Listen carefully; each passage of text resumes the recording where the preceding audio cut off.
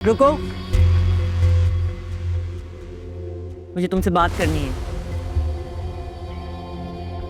बात तो आप पापा के सामने कमरे में भी कर सकती थी। जिस मौजू पर मैं तुमसे बात करना चाहती हूँ वो मैं पाशा के सामने नहीं करना चाह रही थी। उन्होंने तो तुम्हें अपनी बेटी तस्लीम कर लिया है, लेकिन इसका ये मतलब नहीं है कि तुम इतनी ऊंची उड़ान उड़ो। ऊंची उड़ान? मैं समझी नहीं।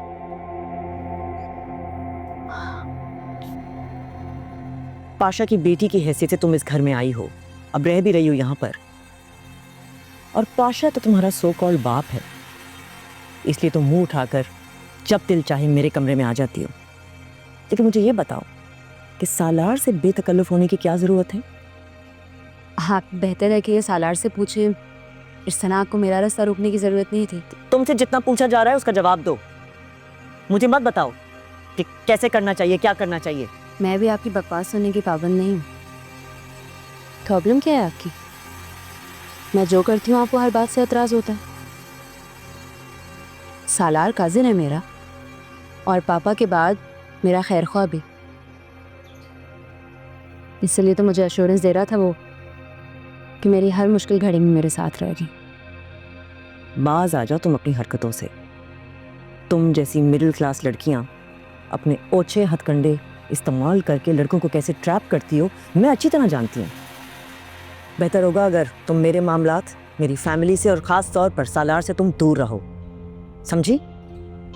पाशा ने तो तुम्हें आसमान पे बिठा लिया होगा, लेकिन तुम जैसी लड़की को मुंह के बल गिराना मुझे अच्छी तरह आता है।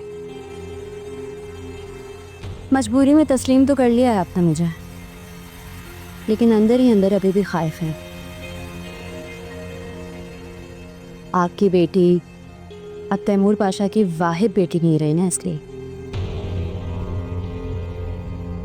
इस बात का बहुत दुख भी है आपको। वैसे अलीज़े को इस बात की इतनी परवाह नहीं है, तो आप इतनी कॉन्शियस क्यों हो रहे हैं? तुम कभी अलीज़े की जगह नहीं ले सकती। तुम में और उसमें बहुत फर्क है। मेरी बेटी का तुम जैसा साजिशी दिमाग नहीं है। तैमूर की बेटी बनकर जायदाद के हिस्सेदार तो बन गई हो तुम, और अब सालार को मोहरा बनाकर बाकी सब पर भी कब्जा करना चाहती है। आप तो बड़ी समझदार निकले। कि अभी ना मुझे जाना है, मैं आपसे बाद में बात करती हूँ। बाय।